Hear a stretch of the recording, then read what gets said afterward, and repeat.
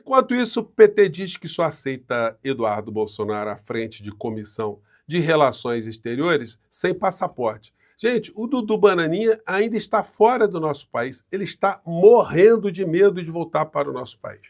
Porque certamente, assim que ele puser os pés aqui, ele terá o seu passaporte apreendido. Porque se a Procuradoria-Geral da República ainda não despachou sobre esse assunto, é porque sabe que a criatura está recebendo dinheiro público para vagabundear lá fora e conspirar contra as nossas instituições.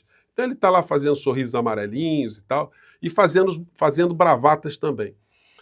O Lindbergh Farias foi que levantou essa história. Para ser presidente da Comissão de Relações Exteriores, não podemos ter um traidor, alguém que esteja conspirando, atacando as nossas instituições o tempo todo, viajando para fora do nosso país para esse tipo de situação. Se tiver sem passaporte, menos mal ele vai estar sujeito aqui às disposições legais do nosso território.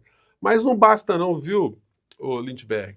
A situação da criatura aí é a cadeia, porque os crimes estão ficando cada vez mais materializados com esse tipo de comportamento.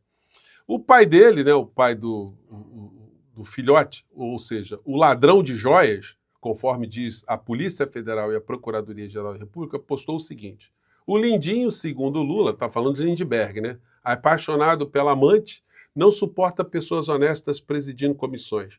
Honestas, senhor Jair? É ruim, hein?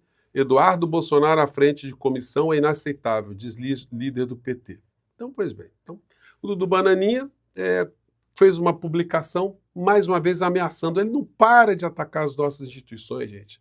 Ele fez uma participação no evento lá nos Estados Unidos esse final de semana que foi só ataque às instituições, só mentiras, só vinculando o Brasil ao terrorismo, a associação com a China para a construção de bomba atômica, a venda da nossa soberania.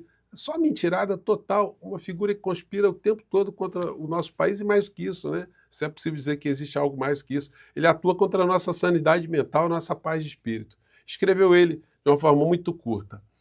As decisões do Moraes só valem no Brasil, não é assim? Sempre foram assim, as decisões de um território, de um país, só valem dentro do território do país. Aí ele escreve embaixo: fiquem tranquilos, as decisões dos Estados Unidos só valem nos Estados Unidos também, tudo certo. O que o cretino traidor está falando? Me desculpe aqui, gente. Ele está comparando decisões do Poder Judiciário, que só tem alcance mesmo no território dos países, com decisões do Estado norte-americano e não do Poder Judiciário norte-americano. Porque as decisões do Poder Judiciário norte-americano só valem também no território norte-americano. Para isso existem tratados internacionais para que decisões de um país feitas pelo Poder Judiciário possam ser cumpridas em outro país em colaboração. Mas o que ele está falando é uma coisa distinta.